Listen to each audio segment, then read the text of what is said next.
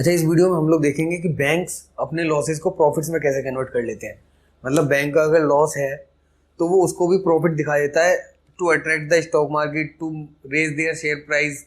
मतलब अपने share price को बढ़ाने के लिए या अपने प्रॉफिट, अपने फाइनेंशियल स्टेटमेंट अच्छे दिखाने के लिए बैंक क्या करता है, अपने लॉसेस को प्रॉफिट्स में कैसे कन्वर्ट कर लेता है। That is the secret. और हर बैंक ऐसा करता है यार, कोई मतलब पर्टिकुलर बैंक का मैं नाम नहीं ले सकता, सब बैंक ऐसा ही करते हैं कि अपने लॉसेस को प्रॉफिट्स में कैसे कन्वर्ट कर लेते हैं। कोई साल खराब गया उनका, कोई साल अच्छा गया। मान लो कोई साल अच्छा गया, उनका प्रॉफिट ज्यादा हो गया तो अच्छा देखो, शेयर होल्डर्स चाहते क्या है। जो कंपनी के शेयर होल्डर्स हैं वो चाहते हैं नॉर्मल प्रॉफिट्स, ठीक है ना। जो शेयर होल्डर होते हैं कंपनी के, ये ठीक है, वो क्या चाहते हैं, हमारे बैंक के या किसी भी कंपनी के हमारे जो प्रॉफिट्स हो वो नॉर्मल हो। नॉर्मल प्रॉफिट से मतलब ज्यादा मतलब उनमें वॉलेटिलिटी ना हो प्रॉफिट में, कि इस साल 1 लाख प्रॉफिट है या अगले साल 10 लाख हो गया या फिर किसी साल लॉस ही हो गया 5 लाख का, ठीक है ना। वो चाहते हैं हमारा एक कंसिस्टेंट प्रॉफिट हो, नॉर्मल प्रॉफिट्स हो, कंसिस्टेंट और नॉर्मल प्रॉफिट्स हो हमारे। मतलब कि 1 लाख या 1,20,000 ऐसे, या 80,000।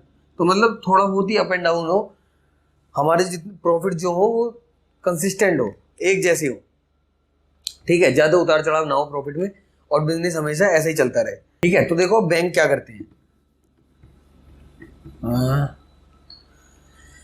एग्जाम्पल ले लेते हैं ईयर 1, ईयर 2, ईयर 3, ईयर 4, सही है। यहाँ इसका 100 लाख का प्रॉफिट है, ये प्रॉफिट 100 लाख, यहाँ 120 लैक्स, यहाँ सपोज 150 लैक्स, और यहाँ 80 लैक्स। ओके, तो अब क्या हुआ, ये भी 100 कर लेते हैं, ठीक है। ये 100 लाख, 100 लैक्स, 150, 80 लैक्स। अब कंपनी के बैंक्स क्या करते हैं, बैंक के पास होता है, बैंक जैसे लोन देती है तो बैंक की जो एक्चुअली बैलेंस शीट होती है, बैंक की जो बैलेंस शीट होती है, बैंक की बैलेंस शीट में क्या होता है, एसेट साइड और यहां लायबिलिटी साइड। एसेट साइड क्या होगा उसका, जो उसने लोन्स एंड एडवांसेस दिए हुए हैं, और लायबिलिटी साइड क्या होगा, कासा। मतलब करंट अकाउंट और सेविंग अकाउंट में जो उसके पब्लिक के डिपॉजिट्स आए हुए हैं, वो तो हो गई बैंक की लायबिलिटी, जो पब्लिक का पैसा बैंक को देना है, ठीक है। जो पब्लिक, और जो पब्लिक ने, जो बैंक ने आगे लोन दिया हुआ है, होम लोन दिया हुआ है, ठीक है। और अच्छा देखो, बैंक का काम क्या है, बैंक करती है पब्लिक से पैसा लेती है और उसको आगे लोन पे दे देती है, ठीक है। अब बैंक ने जैसे पब्लिक से, मान के चलो यहाँ पे 100 लैक्स इन्वेस्टमेंट लिए, और यहाँ मान के चलो 100 लाख उसने इन्वेस्ट कर दिया आगे, ठीक है। उन्हें, उसने क्या करा, बैंक ने होम बायर्स को लोन दे दिया घर खरीदने के लिए, ओके। होम बायर्स को लोन दे दिया घर खरीदने के लिए, या किसानों को लोन दे दिया, ठीक है। अब उन लोन पे बैंक क्या करता है, जैसे मान के चलो उसने 100 लाख का लोन दिया, तो इसमें से कुछ प्रोविजन फॉर लोन लॉसेस निकाल देता है, प्रोविजन फॉर बैड डेट।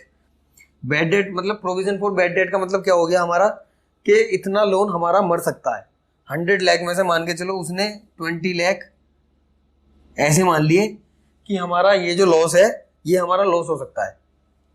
तो जब वो अपने प्रॉफिट दिखाएगा, इस प्रॉफिट से पहले यहां पे वो provision for bad debt minus कर देगा। प्रोविजन फॉर बैड डेट मतलब कि जितना उसका एसेट्स है, ठीक है, 100 लाख का एसेट है उसका, 100 लाख का। अब 100 लाख के एसेट में से जो उसका प्रॉफिट होगा, इंटरेस्ट इनकम जो होगी उसकी, मान के चलो उसे लग रहा है कि 100 के 100 लाख मेरे वापस आएंगे नहीं, ठीक है ना। उसने एक बैड डेट का प्रोविजन बनाया कि मेरा 20 लाख का लॉस हो सकता है, तो उसने यहाँ पे 20 लाख माइनस करे, ये इस वाली कंडीशन में इसने, बैंक ने क्या करा, यहाँ पे 20 लाख माइनस कर दिए प्रोविजन फॉर बैड डेट के नाम पे, और इसका प्रॉफिट रह गया 100 लाख। अगले साल इसको लग रहा है कि मेरा प्रॉफिट 80 लाख ही है, सिर्फ मेरा प्रॉफिट कम है, 80 लाख है इस बार और मेरा शेयर प्राइस गिर जाएगा पिछली बार से, तो ये बैंक क्या करेगा, ये जो पिछले साल इसने प्रोविजन बनाया था, प्रोविजन फॉर बैड डेट, ये इसको रिवर्स कर देगा, इसकी एक रिवर्स एंट्री मारेगा कि नहीं अब ये प्रोविजन नहीं रहा। सिंपल लैंग्वेज में समझो, मान लो उसका 100 लाख का प्रॉफिट है, मान लो उसका 100 लाख का प्रॉफिट है। 100 लाख का प्रॉफिट कब आया, इस साल उसका 120 लाख का प्रॉफिट हुआ होगा, इस साल उसका 120 लाख का प्रॉफिट था, लेकिन जो 100 लाख उसका प्रॉफिट हुआ है वो 20 लाख का बैड डेट मान के हुआ है कि हाँ हमने ये पैसा मेरा मर सकता है, उस सकते हैं के ऊपर इसने ये अपना प्रॉफिट कम कर लिया 20 लाख का यहाँ पे, क्योंकि इस साल इसका ज्यादा प्रॉफिट हुआ था, इसने बोला कि ये हमारे बैड डेट्स हो सकते हैं, ये हमारा पैसा मर सकता है 100 लाख में से 20 लाख, तो उसने वहां 20 लाख माइनस करके यहाँ प्रॉफिट दिखा दिया। अगले साल उसका प्रॉफिट था 80 लाख, तो उसने क्या करा, उसने ये जो प्रोविजन फॉर बैड डेट यहाँ 20 लाख माइनस करे थे इसको वापस से यहाँ पे ऐड कर दिए कि ये हमारा हमने जो माना था, हमें जो लग रहा था वो हुआ नहीं, हमारे उन क्लाइंटों ने भी पैसे दे दिए तो हमारे पैसे आ गए वो भी, तो यहाँ उसने 20 लाख वापस से ऐड कर दिए, तो उसका जो 80 लाख का प्रॉफिट इस साल का था वो 100 लाख हो गया दोबारा से, ठीक है। अब उसका वापस से 150 हुआ अगले साल, तो उसने फिर से वो 20 लाख का प्रोविजन फिर से माइनस कर दिया प्रोविजन फॉर बैड डेट करके, और उसका फिर से 120 लाख का वापस से प्रॉफिट हो गया। तो कम इन्वेस्टर्स को क्या दिख रहा है, 100 lakh profit, 100 lakh profit, 120 lakh profit, वापस से यहाँ पे 20 लाख ऐड करेगा, तो 20 लाख मैंने एक तरीके से एग्जांपल लिया है, वो रकम कुछ भी ऐड कर सकता है और रकम कुछ भी माइनस कर सकता है, तो वो बैंक के ऊपर होता है, मतलब कितने का उसके पास, कितने की उसके पास एसेट्स हैं और उसमें से कितने वो बैड डेट्स हो सकते हैं, कितना उसका लोन मर सकता है, तो वो तो कंपनी अपने बैंक अपने ही हिसाब से एजम्पशन करती है। बैंक का ऐसा कोई प्रोविजन नहीं है, कोई आरबीआई में नहीं लिखा, बैंक सिर्फ अपने पुराने इतिहास के ऊपर ये सोचती है, ये प्रोविजन बनाती है कि जैसे हमने पिछले 100 करोड़ का लोन दिया था पिछले साल, तो उसमें से हमारा पिछले साल 100 करोड़ में से 1 करोड़ मर गया था, तो इस साल भी वो ये सोच के चलेगी कि हमने जो 100 लाख का लोन दिया है उसमें से मान के चलो हमारा 1 लाख का मर गया, तो ऐसे करके वो अपनी एजम्पशन के अनुसार, अपने पुराने प्रॉफिट्स के अनुसार या अपनी पुरानी कंडीशन के अनुसार, पुराने जो उनके क्लाइंट्स हैं उस बेस पे वो अपनी प्रोविजन बनाती है कि हमारा इतना लॉस हो सकता है, और फिर वो उसको वापस से रिवर्स करके वापस से बैंक के प्रॉफिट में जोड़ देती है कि हमारा ये प्रॉफिट कंसिस्टेंट चल रहा है, हमारे बैंक में कोई प्रॉब्लम नहीं है, हमारा बैंक सब अच्छे से चल रहा है। तो बैंक क्या करती है, ये प्रोविजन फॉर बैड डेट को रिवर्स कर देती है। इसको रिवर्स करने से क्या होता है, बैंक का प्रॉफिट बढ़ जाता है। This is the trick. ये एक नॉर्मल बैंक ही क्या, हर कंपनी भी करती है, कंपनी भी प्रोविजन बनाती है फिर उनको रिवर्स कर देती है प्रॉफिट वगैरह के अनुसार। तो कंपनी के एजम्पशंस के ऊपर कंपनी कितना एजम्प कर रही है, कितना उसका लोन मरने वाला है, तो उन सब के ऊपर उनके प्रॉफिट्स पर भरोसा नहीं किया जा सकता। लेकिन इन सब के ऊपर ध्यान दो, अगर आप कंपनी बैंक की बैलेंस शीट पढ़ रहे हैं, बैंक के P&L पढ़ रहे हैं, तो उसमें वो कितना प्रोविजन मान रही है, कितना पिछले साल माना था, उसमें से कितना उसने रिवर्स कर दिया, ये सब प्रॉफिट मैनिपुलेट करने के लिए कर रही है वो। क्योंकि आम जनता क्या होती है, जो इन्वेस्टर्स होते हैं नॉर्मली टीवी पे भी प्रॉफिट पॉपअप होते हैं सिर्फ कि HDFC बैंक का प्रॉफिट 13% राइज हो गया, 15% राइज हो गया, उससे क्या होता है उनका शेयर प्राइस बढ़ जाता है।